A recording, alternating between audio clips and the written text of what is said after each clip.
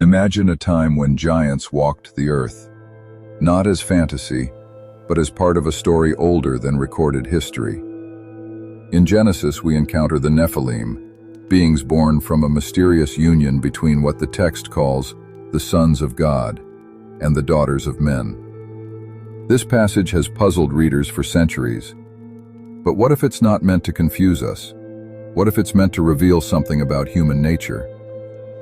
Genesis describes a world still forming, still unfolding. Humanity is growing, in number, in ability, in strength.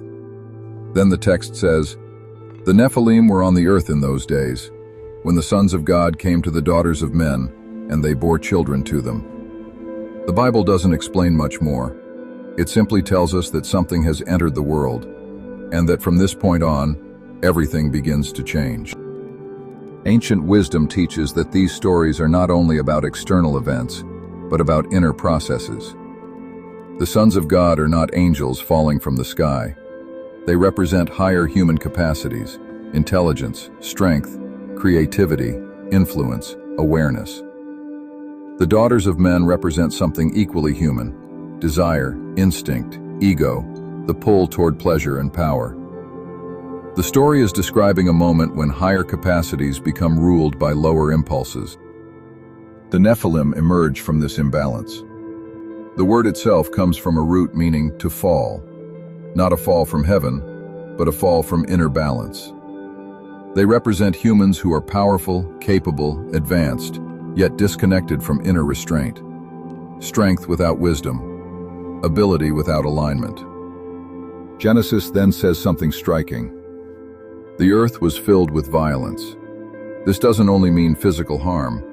Violence here means force without conscience, desire without limits, power without responsibility.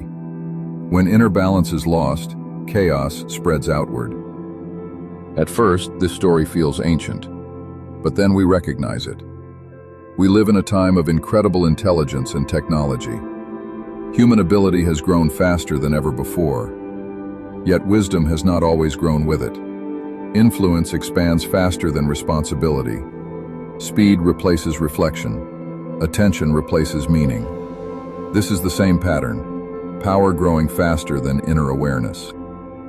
Genesis describes this moment with heavy words. Every inclination of the human heart was only evil all the time. This doesn't mean people became monsters. It means the inner compass stopped guiding behavior. When desire rules everything, self-correction no longer works. This is why the flood appears next in the story. Not as punishment, not as anger, but as reset. When imbalance becomes complete, the system must be rebuilt from its foundation. The Nephilim are not beings of the past. They are a pattern that appears whenever power outpaces wisdom. This story doesn't ask us to fear the future. It asks us to restore balance, and it quietly prepares us for what comes next. The beginning of correction.